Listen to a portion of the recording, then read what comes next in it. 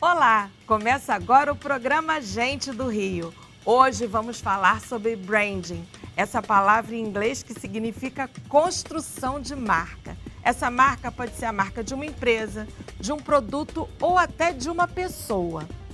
Obrigada por estar com a gente todo domingo de manhã e o Gente do Rio tem reapresentação depois do Canal Livre.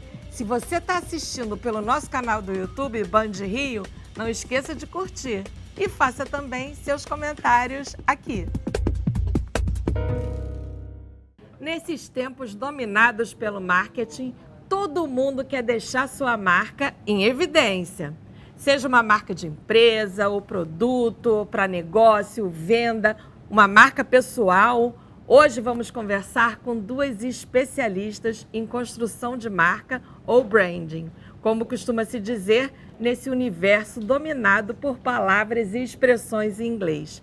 E para traduzir todos esses segredos para a gente, nossas convidadas de hoje são Ana Couto, designer e especialista em branding, e Karine Caram, professora de pesquisa e mercado de comportamento do consumidor na ESPM Rio de Janeiro e fundadora da marca Consultoria de Marketing. Seja bem-vinda, Ana. Obrigada pelo convite, é um prazer estar aqui. Bem-vinda também, Karine. Tudo bom, Mônica? Prazer estar aqui. Ana, você acaba de concluir uma pesquisa sobre o valor da marca Brasil, né? O estudo Branding Brasil tinha o objetivo de responder a primeira pergunta que eu vou te fazer.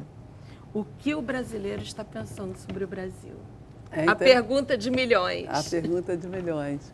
É muito interessante, né? Eu acho que a gente primeiro descobre que o Brasil e o brasileiro são duas entidades. Tem o Brasil, que é visto pela população de uma forma, às vezes, pejorativa, né? Um país meio sem rumo, um país que muitas vezes não está dando certo. E tem o brasileiro que adora ser brasileiro, que adora, né, Então começa por essa associação de que o Brasil é uma coisa e o brasileiro é outra. Esse complexo de vira-lata, de que o Brasil, o exterior é sempre melhor, todas as referências, ainda existe?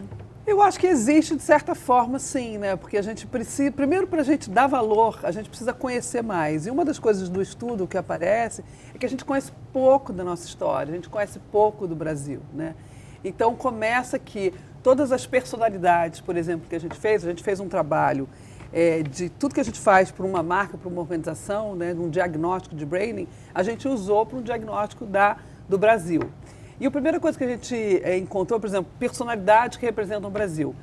Pelé, Anitta e Neymar, né? São três personalidades que construíram a sua reputação lá fora. Então você precisa ser validado lá fora para realmente representar o Brasil. Então essa validação do que vem de fora é muito importante, né? E furar essa bolha de dentro. O Brasil, visto pelos brasileiros, é um país muito isolado, né?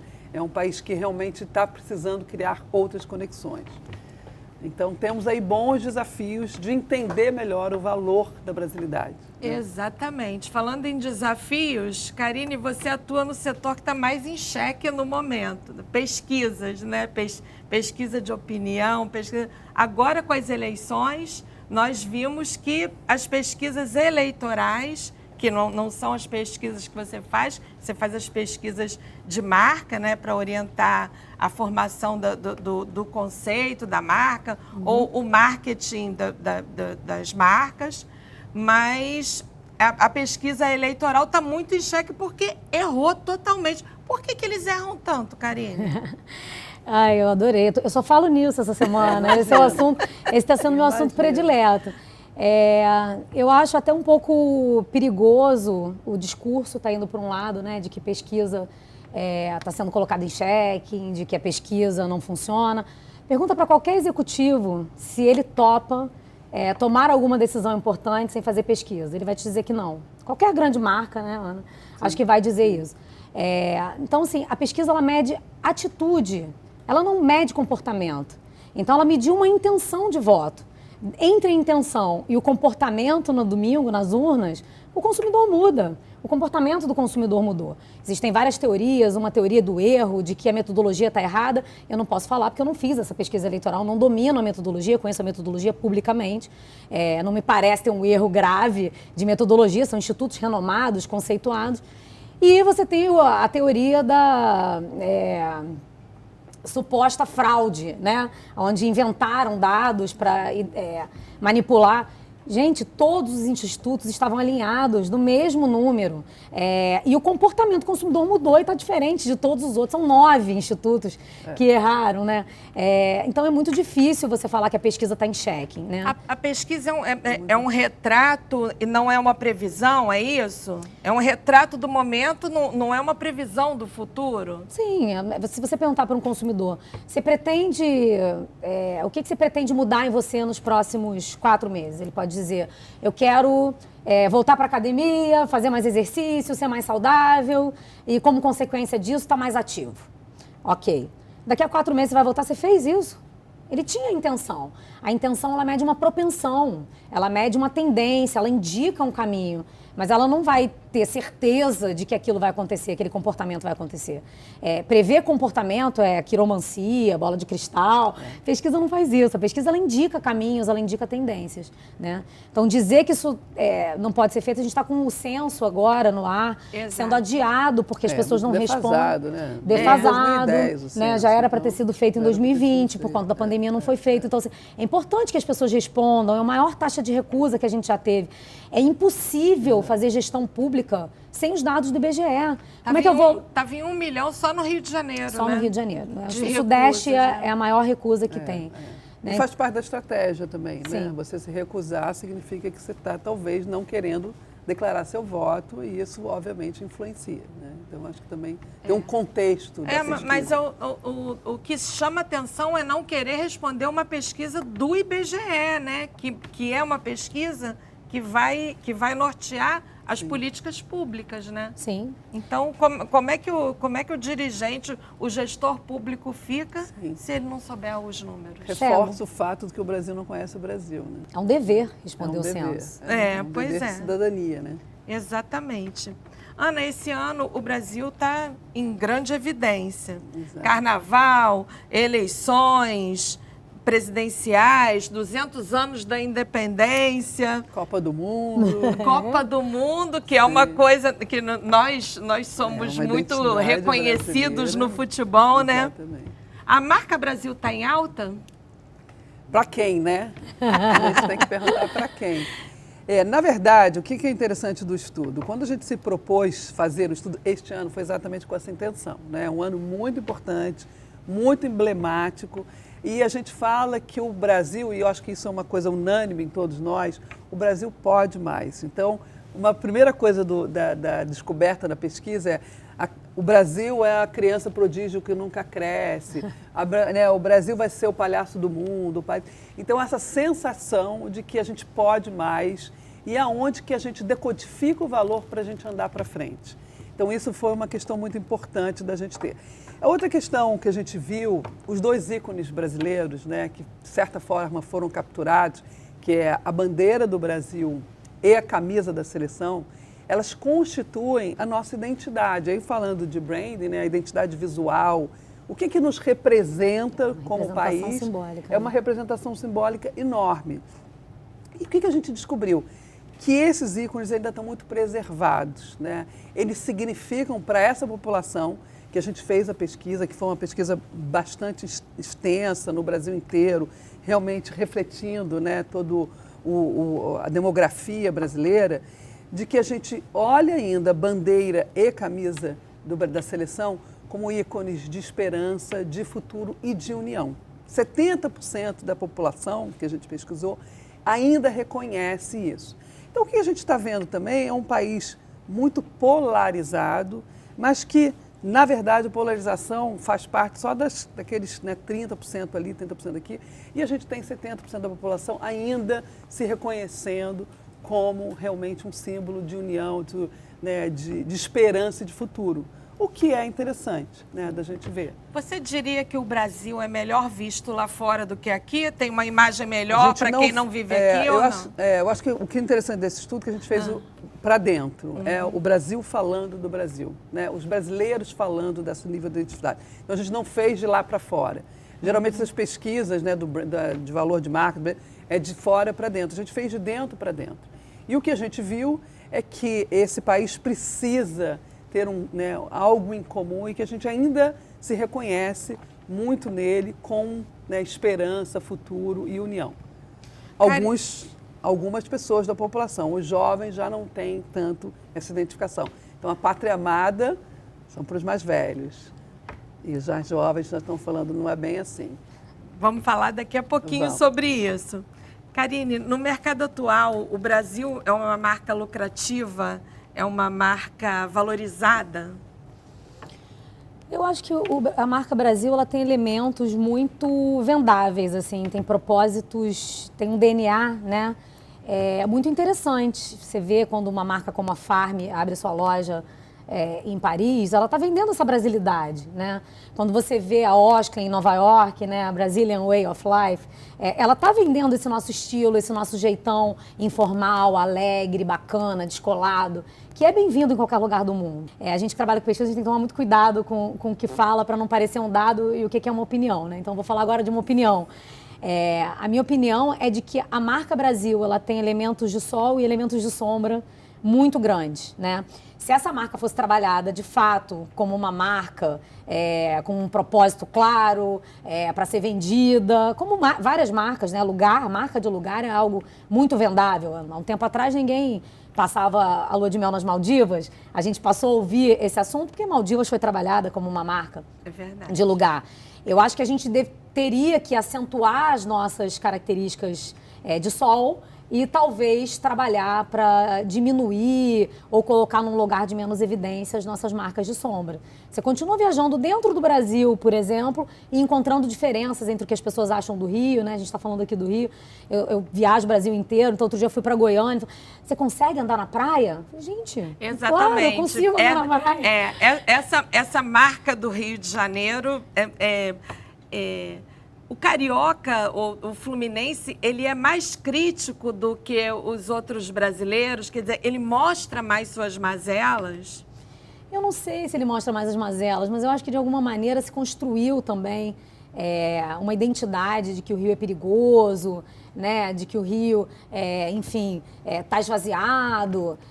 E isso precisa ser ressignificado, a gente precisa reposicionar essa marca, né? Essa marca precisa ser trabalhada para resgatar o que o Rio tem de bom, né? Ana, você em 2021 embarcou numa espécie de terapia com outros profissionais de branding, né?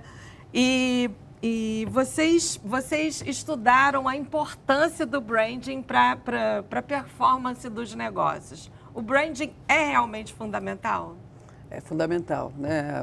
Sem o branding, essa organização é tipo uma pedra de gelo à mercê do vento, né? Hoje, gestão de valor é crucial para a construção de valor. Então, a questão do Rio também é isso, né? Qual a gestão de valor que a gente tem?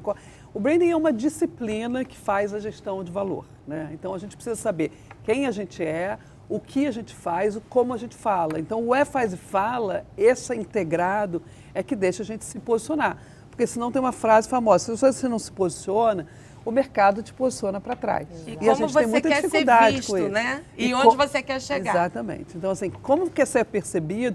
E o maior problema do branding é a discrepância entre o que você quer ser percebido e como você é percebido. E quando tem essa discrepância, o Rio é maravilhoso ou não é maravilhoso, é porque a gente não está fazendo um trabalho de gestão, né? Gestão de valor. E esse é o ponto que o Brasil não tem ainda, a gestão do branding, muitas organizações no centro da gestão de valor do negócio. Então, a gente estuda, né, as 500 marcas mais valiosas do mundo, uma só é brasileira dentro das 500, que é a marca do Itaú. Então, quando você fala de Farm, quando a gente fala de Osklen, elas são importantes, mas elas são muito pequenas em questão de geração de riqueza, de negócios potentes. Esse estudo que a gente fez do Branding Brasil, a gente elenca, né, pelo que as pessoas falaram, quais são as marcas que melhores nos representam. Outras marcas que hoje apareceram, né, Petrobras é uma marca que apareceu muito como identidade brasileira, por várias questões, né, de valor, enfim, de nome. Mas, por exemplo, a Havaianas é uma marca que fala muito de atributos brasileiros, né?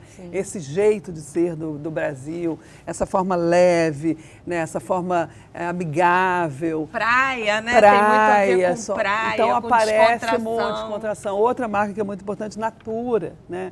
Que aparece também com uma gestão de valor de sustentabilidade, né? Então, está se construindo marcas globais, mas o desafio ainda é muito grande. Karine, se a gente pudesse definir uma cartilha do bom marketing, começaríamos pelo branding? Começaríamos entendendo quem é o consumidor que aquela marca vai atender, porque um bom trabalho de definição de propósito de marca, ele parte de uma autoidentificação do público que eu quero servir, de alguma maneira, né? Se o consumidor não se vira espelhado de alguma maneira naquela marca, aquele propósito não faz sentido. Isso tem a ver com a jornada do consumidor? Tem a ver com a jornada do consumidor, tem a ver... A gente está na moda falar em jornada do consumidor, né? Bastante. O X agora, user experience. Porque o faz diferença, né? Assim, o faz no sentido assim, como é que você compra, usa. Isso define a experiência de uso da marca. É a experiência que tem com a marca. Né? Define um pouco quem você é, a sua identidade, né? A identidade da marca vai ter a ver com a identidade do público que ela quer atender. Então, eu acho que começa com um bom entendimento do público-alvo, né? De quem é esse público que você quer servir e, consequentemente, construindo um propósito de marca. A partir dessa marca, em marketing a gente fala muito dos 4 P's, né? Que é o produto, preço, praça e promoção, que é o composto de marketing, que é o que vai direcionar as estratégias de marketing. A base disso é um branding bem feito.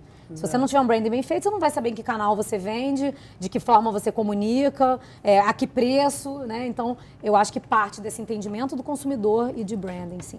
No próximo bloco, como construir uma marca em tempos de redes sociais. As diferenças entre os objetivos do TikTok e do Instagram. Quer saber? Fique com a gente. O Gente do Rio volta já.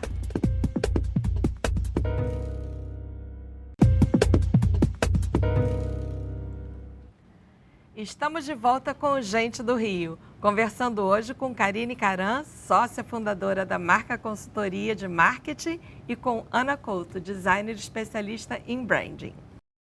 Ana, vocês fizeram no estudo Branding Brasil, vocês usaram um método social listening, né? Estudaram 600 mil tweetadas, né?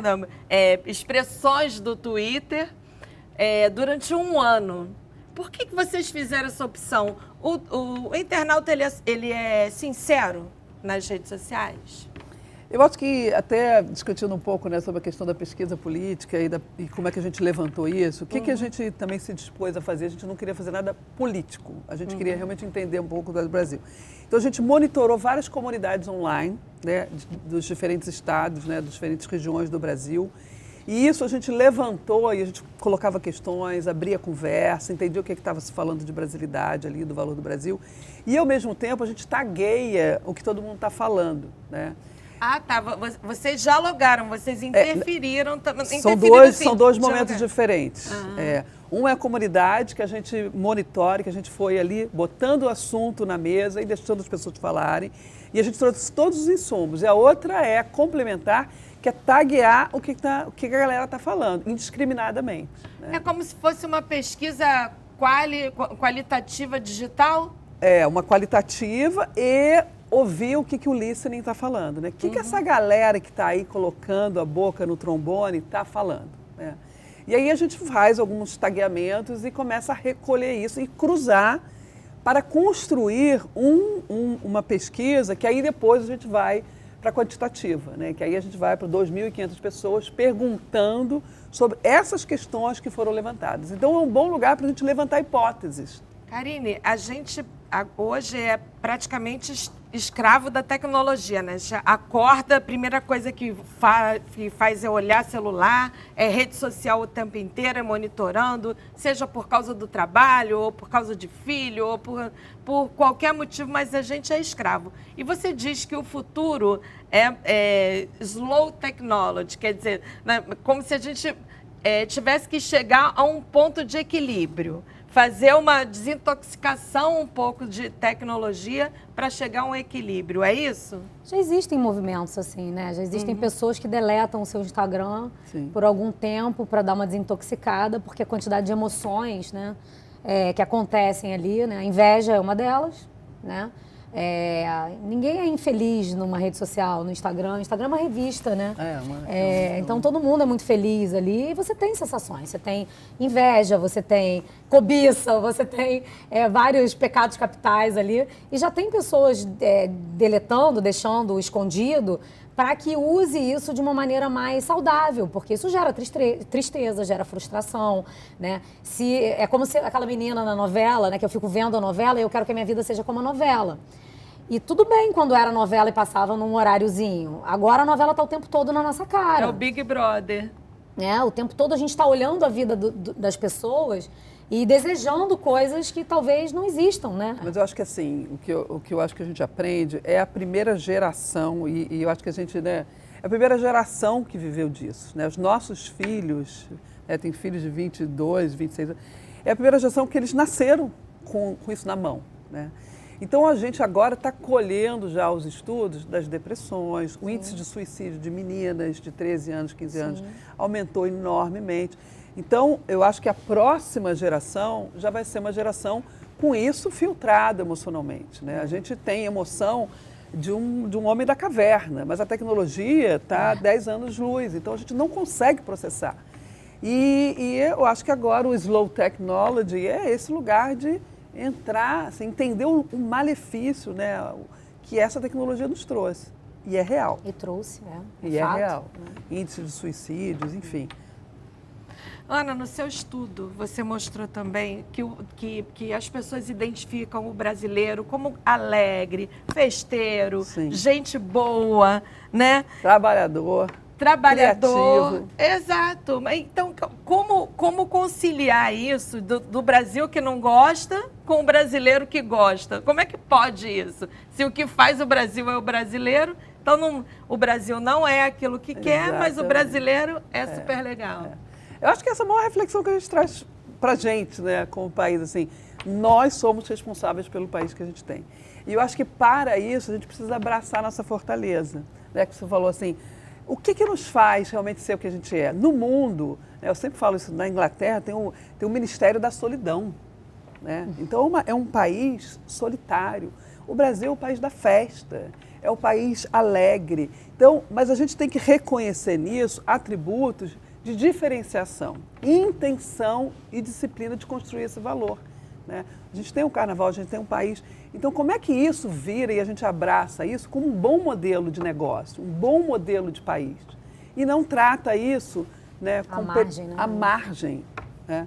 A gente tem que abraçar as nossas potencialidades como se fosse um atributo de marca, né? O que o país faz de melhor, né? É um país de festa, é um país de uma cultura incrível, é o país da Amazônia, né? É o país da diversidade. Mas ainda é?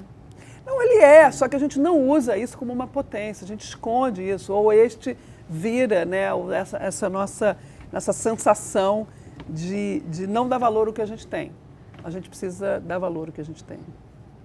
Isso é muito importante. Karine, a gente já falou de redes sociais, das postagens, dos sentimentos das pessoas. Agora, qual é a diferença entre o TikTok e o Instagram? Como usar um ou outro para fazer isso que a Ana está falando, que é resgatar a nossa marca, valorizar a nossa marca, conciliar o nosso Brasil legal com as pessoas legais? Eu acho que essas mídias, porque são mídias, né? Elas têm funções diferentes, apesar de o TikTok estar se reposicionando muito, né? TikTok, ele começou com uma proposta de vídeos curtos, de uma pegada, né, as dancinhas. A maioria das pessoas ainda tem esse preconceito com o TikTok. Sim, TikTok é dancinha, né? Botou o mundo para dançar, né? Botou. Fez se Ele mexer. fez. Mas eles têm tentado se reposicionar, fazendo transmissões, né, de campeonatos de futebol, live sérias, né, assim como a Twitch, onde você tem a opção de trazer um conteúdo mais sério. E por que o TikTok está preocupado com isso, né? Porque, de fato, ainda o Instagram tem uma receita publicitária muito maior. Né? Por quê? Porque é conteúdo, né, é algo relevante, gera mais resultado para o anunciante, logo vai trazer mais dinheiro. Até agora é isso, né? As marcas veem o Instagram como uma mídia mais séria, né? Mais focada nos negócios. Não veem o TikTok como uma forma de angariar clientes ou advogados da marca. Mas isso tem a ver com o ciclo de vida dos produtos, né? O Instagram já foi esse, né? Só que ele amadureceu, né? Na introdução do Instagram, ele também não tinha receita de publicidade, o modelo de negócio dele não era bem estruturado, os formatos publicitários não eram bem organizados, mas ele amadureceu e hoje ele consegue entregar isso. O TikTok tá começando, ele vai chegar lá. Você tem que equilibrar, né, o seu modelo de negócio. Aí pesquisa é muito importante para entender como você se mantém relevante, né? E para você manter uma marca relevante, você precisa estar o tempo todo se repensando, evoluindo, ouvindo as dores do consumidor, ouvindo as dores também do negócio, porque um negócio sem dar resultado também não é nada, né? E um negócio sem dar conexão com o seu cliente também não é nada. Então, como é que você coloca isso tudo numa equação de valor? Né? E uma das nossas dores é resgatar o vínculo do jovem com a nossa pátria, né? Exatamente. Como fazer isso para além das redes sociais, com as redes sociais sem... Como fazer isso? Nesse estudo, a gente tem uma metodologia, né, da gestão do valor do branding. E a gente tem as 3 ondas, que é um pouco um outro modelo, né, de branding, de gestão de valor. Então, a primeira onda que a gente diz, a primeira onda de geração de valor é focada no produto, né? Então, o que é o custo-benefício? Aí quando a gente fala produto, a gente está falando do país, quando a gente fez o exame, a pesquisa. Então, assim, você conhece o Brasil? 48% falou que gostaria de conhecer mais, quer dizer, conhece pouco o próprio país. Quando a gente entra na segunda pergunta, nessa dimensão de país, produto, custo-benefício de morar no Brasil, o pior. Né? Então, quando a gente chama, o Brand Value Score, como se fosse um NPS do branding. Né? Então, o custo-benefício de morar no Brasil é muito ruim. Na segunda onda, que é a segunda onda que a gente chama de pessoas, tem uma dimensão que a gente chama de fidelização. Né? Você moraria nesse país? Você se identifica com o Brasil? Sim, gera muita identificação. Adoro ser brasileiro. Esse país te gera fidelização? Não. 58% moraria em outro país. 48% da população, metade da população brasileira, moraria em outro país. Nossa. Então, o nível de fidelização que a gente tem como país... E isso os jovens, né? Não, 48% população, do geral. Os jovens sobe para 58%. Então, assim, o jovem não está conectado emocionalmente com o país e quando ele olha assim, será que eu fico aqui? Ele não fica mais aqui se ele puder ir embora. E aí, como é que reconecta isso? Melhorando, né? Melhorando custo-benefício, porque assim, não adianta também, Tem né? que ser um projeto político, É um projeto estruturante de É sociedade, né? um projeto político. E o interessante é que o pior pontuado nas ondas de valor do branding, que é a terceira onda, que a gente chama do propósito, que é qual é a visão de mundo que o país tem, é a pior pontuação. Nós não temos uma visão de mundo.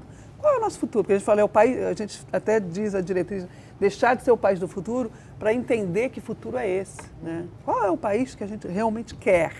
E a gente precisa fazer essa pergunta. Karine, a gente podia usar o marketing de influência para isso, porque 70%, segundo o estudo da Insider Intelligence, estima que 70% dos anunciantes nos Estados Unidos vão investir, agora em 22, no marketing de influência. Explica pra gente o que é o marketing de influência e onde ele pode agir. Você pode agir nisso daí também. O marketing de influência, ele nada mais é do que você usar a autoridade que alguém tem para falar de um assunto e o seu produto está adequado àquele assunto para que aquela pessoa divulgue, né? A gente já chamou isso de garoto propaganda. O problema é que as influencers viraram mídias, né? Elas têm em torno delas uma audiência tão grande que elas são a mídia, né? Elas são o produto e elas são a mídia, são os dois P's, né? Então isso, de fato, todos os estudos que a gente lê são de tendência de crescimento. Mas eu acho que nesse projeto de resgatar para o jovem essa identidade do Brasil, eu acho que isso é um projeto político, isso é um planejamento estratégico do país, né? Como é que a gente fala isso para a marca, né? É marketing geracional. A gente não pode deixar para os pais criarem o hábito de usar um produto do nosso produto. A gente tem que atuar naquela geração. E por isso o jovem é tão importante no trabalho de branding, né? Porque ele é o trender, ele é o influencer, né? Ele que influencia, ele é o consumidor futuro. Então, isso é um projeto que o país precisa abraçar. Eu, olhando essa pesquisa, se eu fosse político, eu ia falar, peraí, Ana, vem aqui me ajudar a fazer um planejamento estratégico aqui para, de fato, mudar essa equação de valor, que a gente chama de equação de valor para esse jovem, para que isso seja mais atrativo para ele. Né? Como é que a gente torna o Brasil trender, né, para esse jovem querer ficar e não querer ir embora? Então, menos marketing de influência, mas, de fato, mudar essa equação de valor. Tornar morar no Brasil um diferencial. A gente tem atributos para fazer isso, mas isso precisa ser construído. Né? Isso é um projeto que precisa ser construído. Ana, muitas marcas optam por contratar pessoas famosas, outras vão de influencers. As marcas mais erram ou acertam na hora de contratar esses influenciadores? A gente teve agora o caso recente da Arezzo, né? Que foi fazer uma campanha com a Jade, né? Com a Jade Picon, e o tema da coleção era a África, né? A cultura negra. Eu acho que tem duas coisas aqui, né? Eu acho que isso não é de agora e continua sendo. Se a marca não sabe quem ela é, o que ela traz de valor para a mesa, não adianta você trazer alguém para falar sobre a sua marca que não gera identidade. Porque essa pessoa, vamos pegar a Gisele Bündchen, na época, né, que ela estava trabalhando com... Ela era menina, garota propaganda de 3 marcas ao mesmo tempo. Então, se a marca não sabe o que ela está construindo, o que ela traz de valor para a mesa, só a Gisele Bündchen ganha. Né? E, de fato, vende um pouco, mas depois que ela sai, tudo se destrói de valor. Então, você precisa estar sempre na mídia ali construindo. Então, esse é o primeiro passo. O que você, quando você está trazendo um patrocinador, de uma menina, né, uma pessoa, você está emprestando esses valores para essa marca e vice-versa, uma troca de valores, é um co-branding. Né? Se você não está trazendo nada, só essa pessoa está fazendo isso, não é uma geração de valor de longo prazo, ela é só a curto prazo. Então, a gente precisa tomar cuidado com isso. Não... É a história do Xuxa não usa Monange. Porque assim, se Monange ou se qualquer marca não acredita, não tem essa personalidade, só usa essa patrocinador, a gente não constrói nada. A mesma coisa para os influenciadores. Se é só uma conversa, né, que não é verdadeira para a marca, é mais uma espuma, né, não é real. E eu acho que isso é uma diferença, quem faz bem feito, tem uma crença no que está fazendo, traz pessoas que realmente estão dentro de uma palavra que é, né, do ecossistema da marca. Né? Isso é uma palavra uma palavra-chave agora, porque o que a gente está vendo, quem está ganhando o jogo são os grandes ecossistemas, né? Não adianta você fazer mais uma coisa, você tem um ecossistema todo que está sendo impactado, que a gente, né, a palavra dos stakeholders, não é mais só o consumidor, é o consumidor, a comunidade, os investidores, os colaboradores. São todos os interessados. Todos né? os interessados. Na causa, né? Não, na causa, no propósito, tema, né? no propósito. Então, se um quebra isso, você realmente fica à mercê aí de uma luta que é inglória, que é não saber quem você é. Karine, você tem falado no consumidor 4.0, que é aquele consumidor que exige que a marca tenha, que a empresa tenha propósito, que a empresa tenha personalidade. Esse consumidor está mais exigente? Eu acho que esse jovem ele trouxe alguns aspectos bastante diferentes assim para essa nova geração de consumidores, né? Tem gente que fala, o jovem não quer nada. Eu discordo enormemente, né? Eu acho que ele tem trazido assuntos muito interessantes para a pauta, né? Assuntos sobre minorias, né? Eu acho que ele tem discutido bastante sobre essa coisa dos produtos sustentáveis. E um link com o que você está falando, né, dessa coisa da pessoa influenciar, que é a autenticidade, né? O ser e o parecer, eles têm que andar lado a lado. Não adianta eu ser uma marca e tentar passar outra marca, que é o Xuxa Monange, né? Ninguém acredita naquilo. E eu não sei porquê, o que virou, né? Talvez na nossa adolescência, a gente acreditasse nessas coisas. Hoje em dia a gente tem muita informação. O jovem olha para isso e ele não vê autenticidade. Aí vem o cancelamento, vem todo aquele a arma hater. Exato, a arma está na mão de cada um. Né? Ana, isso tem muito a ver com o seu conceito de que a empresa faz e fala, né? Exatamente. Não adianta mais você, né, ser e não fazer e não falar. Então, é isso. Quando você é autêntico, né, e o ser, por isso que muita gente fala que Branding também passa por essa terapia. Você precisa entender quem você é, você precisa entender qual é o seu papel no mundo. Mas explica pra gente esse conceito de que a empresa faz e fala. Como você quer ser percebido, né? Quais são os atributos de personalidade dessa marca? Quais são os valores que essa marca tem? Né? Qual é o propósito? Por que ela existe? O faz, essa experiência que você traz. Qual é a proposta de valor para o seu consumidor? Então, desde uma experiência boa de compra, uma experiência boa de uso, uma experiência diferenciada. A gente estava brincando aqui, né, de tomar vinho num copo, numa caneca. Quebra uma experiência. Então, você precisa entender o que você traz de diferencial. Tomar café no Starbucks. Quando te chamam pelo nome, é uma experiência, né, diferenciada. Então, faz você poder ficar ali sem consumir usar a internet, né? A proximidade do nome, essa sensação. E o fala é como é que você fala, como é que você tem uma narrativa coerente, né, que te posiciona num mercado que é tão ágil, que é tão competitivo e que tem tantos pontos de contato, né? Que tem tanta gente nesse ecossistema. Então, toda vez que você não alinha isso, você corre o risco de, né, derrapar. E hoje o risco de você fazer algo, né, que não está alinhado com esse faz e fala é muito alto. Né? Acho que marcas são, a gente sempre fala isso, né? Marcas são que nem pessoas. Então, isso que a gente deu como exemplo, isso também serve para as marcas. Quando elas fazem algo que não está alinhado, as pessoas vão cobrar. E os tombos são muito altos quando a gente está falando de organização. No próximo bloco, 2022 está perto de acabar, mas ainda promete grandes oportunidades para as empresas brasileiras e sua marca está preparada para o que vem por aí? Fique com a gente. O Gente do Rio volta já.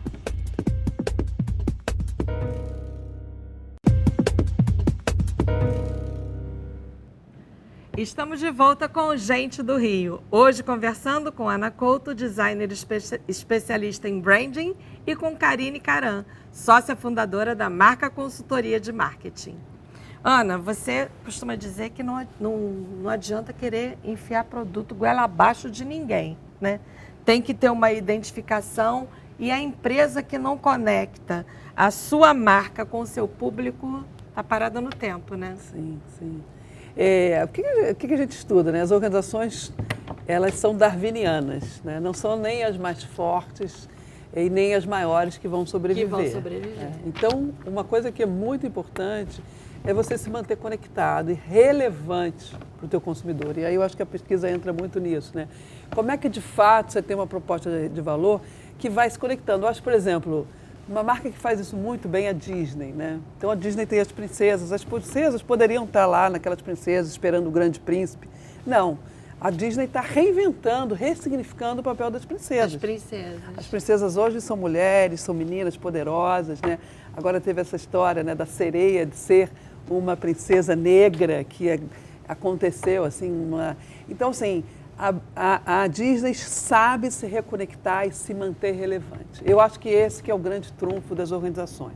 Quem ficou parado no tempo, sem se reconectar, se deixa levar e vai morrer. Karine, como é que será o perfil do consumidor do futuro? Ele está mais exigente, a gente está conversando aqui, não vai aceitar mais certos posicionamentos, ele vai estar mais engajado, ele vai estar mais conectado, ele vai estar mais atuante nisso daí? Eu acho que, no fundo, ele é o grande fiscal dessa autenticidade que a gente tem falado nessa conversa toda, né? Ele, no fundo, é quem pode dizer se aquilo é verdadeiro ou não, né? Se aquilo é legítimo. A gente não precisa citar nomes, mas assim, marcas que falam que são sustentáveis e usam embalagens de plástico, vai ter que se repensar, vai ter que se reinventar. Isso que a Ana falou, concordo demais. Eu acho que as marcas vão tropeçar. A marca é feita de gente erra, né? Decisões erradas são tomadas. Mas o que eu faço com aquilo, a narrativa que eu construo a partir daquilo, a postura, não demorar muito, a nossa percepção de tempo mudou enormemente. É verdade. O consumidor, ele está acelerado, rápido. ele acelera o áudio, Exato. ele pede o rápido em verdade. 10 minutos, É verdade. né? Ele pede na Amazon e chega no mesmo dia, chega no dia seguinte. Então, a percepção de tempo mudou. Essas marcas que ficam demorando, você pode ver os próprios candidatos, o Ciro e a Tebet, me deem alguns dias para pensar. Mas você já sabia que você não ia para o segundo turno? Defina logo. O consumidor, ele está impaciente, né, para esperar as respostas. Eu acho que as empresas também têm que ser um pouco mais ágeis.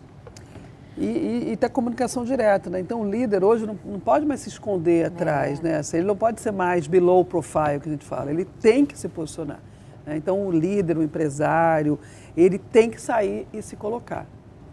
De uma forma empática. A gente está falando aqui muito de encontrar propósito, das empresas terem propósito. Mas como é que a empresa ou a pessoa encontra o seu propósito? Tem uma fórmula para isso?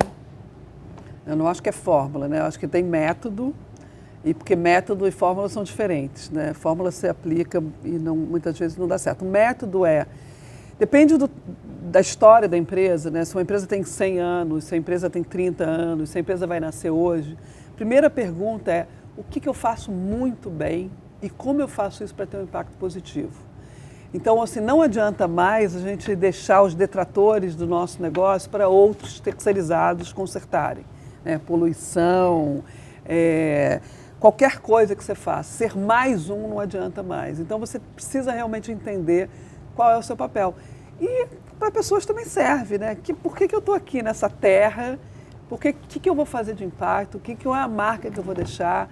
Esse espírito de cidadania precisa estar imbuído de todos nós também, né? Qual é a minha marca e qual é que eu vou deixar para o mundo? O trabalho pelo trabalho não é mais. Agora, né, o emprego pelo emprego, eu acho que acabou. Agora, o que eu faço de diferente que vai ter resultados diferentes? Trabalho com propósito, né? Trabalho com propósito. Exatamente. Karine, você tem uma frase muito boa que é: quer saber mais sobre o comportamento do consumidor e seu nicho? Pesquise. Essa pesquisa se faz só na hora do planejamento, faz de tempos em tempos, faz quando você tem uma crise. Quanto que você deve pesquisar? Ou o que você identifica? Não, tá na hora de dar um freio de arrumação, fazer uma pesquisa e... Eu acho que depende muito do contexto, né? Sem puxar sardinha para minha brasa, tem que pesquisar o tempo inteiro. Porque é isso, o consumidor muda de sexta para domingo. Imagina ficar 2 anos sem fazer pesquisa, empresas 3 anos. Falei isso muito para os meus clientes. Falei, gente, acabou uma pandemia. E as pessoas não mudou nada, voltou tudo normal. Não! O consumidor mudou radicalmente. O mindset, o seu jeito de decidir, o que ele prioriza, a sua escala de valor. Não dá para ficar sem pesquisar. Mas óbvio que as motivações são muito diferentes. Se eu tiver uma percepção, minha venda caiu, não tem como, tem que pesquisar, você tem que entender o que está acontecendo. Mas e para as empresas menores que não têm grana para contratar uma Karine, que não tem grana para contratar uma Ana Couto, como é que elas fazem essa pesquisa assim de uma maneira, pode não ser de uma maneira tão eficiente, mas como é que elas se viram? Mas eu comecei minha empresa com o propósito de atender pequenas e médias. E acho que por trabalhar direito eu acabei alcançando as grandes, né? As médias e grandes. É mentira de que pesquisa não dá para ser feito pela pequena empresa, né? Por exemplo, uma qualitativa. É óbvio que uma empresa de território de extensão nacional, ela vai fazer 50, 70, 100 entrevistas em profundidade, né? E isso vai custar mais, é fato. Mas uma empresa que atua numa determinada região do Rio de Janeiro, vou dar um exemplo de um cliente meu, Fábrica de Bolo Valzira, né? Que começou super pequenininho. Eu brinco que foi o primeiro cliente que me procurou e falou assim, a gente está fazendo muito sucesso e eu não sei porquê. O dono falou, eu preciso entender o que está acontecendo antes de abrir mais, né? Ana, e a pessoa que tem esse pequeno, médio negócio e não está dando certo, a cultura organizacional, alguma coisa não está dando certo, quando é a hora de fazer rebranding? O rebranding, eu acho que assim, o branding é gestão de valor e é contínua, né? Eu acho que essa coisa também de pequeno, grande, hoje você tem as redes sociais, você pode perguntar, você pode realmente... Pois você é, tem isso se que eu ia... conectar. Como é que usa as redes sociais para isso? Porque isso é uma forma também, né? Total. Você tem ali uma matéria-prima incrível para você realmente entender o que estão te valorizando, pesquisa, quiz, enfim, eu acho que não tem desculpa não se conectar e não entender, né? O que a gente fez, o que a gente faz, assim, tem o branding que realmente vai dar a visão de futuro daquela empresa para os próximos 20 anos. E ele precisa realmente olhar modelos de negócio que hoje estão totalmente diferentes. Então, o branding impacta muito no seu modelo de negócio, no que a sua marca quer, né, de atributos e o que você faz. Então, e como é que você se comunica. Então, muitas vezes a marca, por exemplo, Ultragás, que tinha, a gente fez o rebrand, tinha aquele esforçadinho, que é o cara, né, que estava carregando o bujão. O modelo de negócio deles mudou totalmente, eles têm, enfim, já não é mais só o esforçadinho, até esse nome, né, já não é. Então você precisa, aquele ícone, aquela marca, ela precisa estar adequada, né, a um mercado de energia que vai mudar totalmente. Então, muitas vezes a sua marca é uma âncora para o seu negócio, porque você quer evoluir, você quer mostrar modernidade, você quer mostrar outros atributos e o visual, né, ele te impede do seu cérebro construir esses atributos. Então, esse é um momento importante. Um outro momento, quando duas empresas se unem, né? Qual é a marca que fica, qual é a marca que tem mais valor. Unibanco e Itaú, quando se uniram, né? Qual é a marca? A gente fez o rebrand do Unibanco. Né? Então, assim, é uma pergunta importante. Você não pode deixar valor na mesa, né? Você não pode destruir o seu valor do passado, mas também você precisa ressignificar ele para o seu futuro. Né? O seu futuro não vai ser garantido pela sua história do passado. Então, isso é importante das pessoas estarem o tempo todo pensando. E na gestão do dia a dia, a gente desenvolveu aí esse lugar também, que a gente chama de Valômetro, que é uma plataforma que você está sempre ouvindo o listening. Todas as suas iniciativas são metrificadas e você começa a ver o que funciona e o que não funciona. Hoje a tecnologia está muito a nosso favor, né? Então, você lançar uma campanha sem olhar qual que tem mais resultado, né, qual o investimento, qual é o canal, né, quem que você usa, qual é a mensagem, só soltar isso não adianta, você tem que monitorar isso o tempo todo. Então, o Valômetro nos traz essa visão listening, comunidade, quantitativa, numa gestão de iniciativas com os KPIs de negócio do cliente. Né? É o famoso antigo o olho do dono engorda o gado? É isso? A tecnologia a nosso favor, com dados certos, né, engorda o nosso negócio, com certeza. E o Rio de Janeiro? O Rio de Janeiro precisa de um rebranding? Vamos respirar fundo para falar do Rio, né?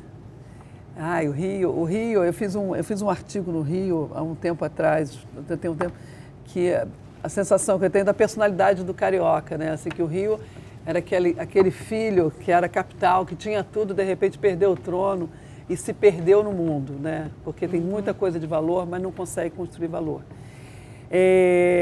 Eu acho que a gente precisa trabalhar muito para entender o que é a nossa proposta de valor como cidade, morar aqui no Rio, né? Construir isso, valorizar o que a gente tem e construir um plano de ação realmente que nos coloque em outro patamar, né?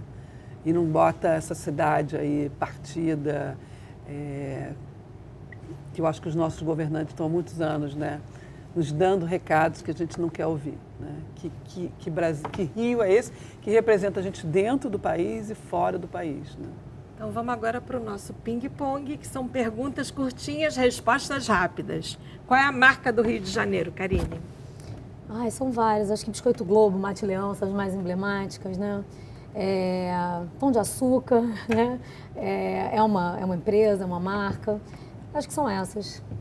Para você, Ana? Eu acho que todas essas, mas eu acho que tem uma marca que usou o estilo de vida brasileiro que está conquistando muito, que eu acho muito legal, que é a Farm. Eu acho que ela capturou isso, né, das estampas, das cores, e ela está conseguindo fazer co-brandings, né, com a Adidas, e está conquistando o mundo. Isso eu acho que é muito legal, porque ela é autêntica, ela tem esse espírito carioca, e eu acho que ela está crescendo de uma forma muito saudável e muito coerente. E uma paisagem que é a cara do Rio? A paisagem do Rio. Eu gosto muito de vários lugares do Rio, mas eu gosto muito do Aterro ali, aquele lugar onde você vê o Pão de Açúcar exatamente como um desenho.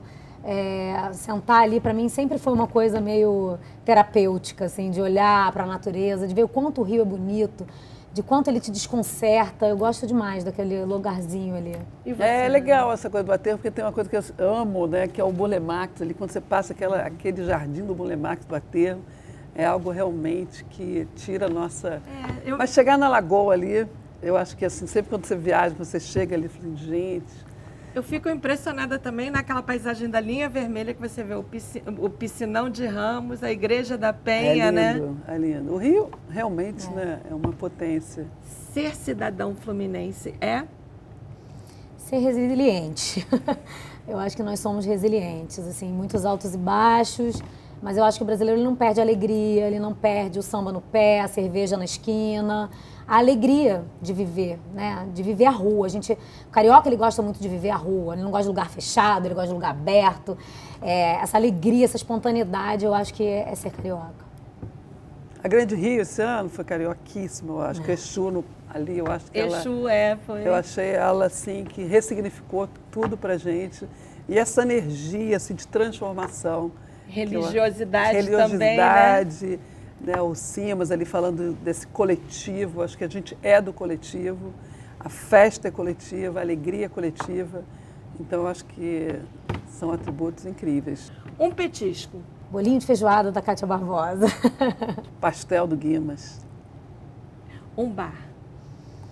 Vou falar do Posto 6 de novo, vou falar do Marinho, que é um bar novo, que acho que trouxe uma proposta diferente para Copacabana, que tinha uns bares mais antigos, né?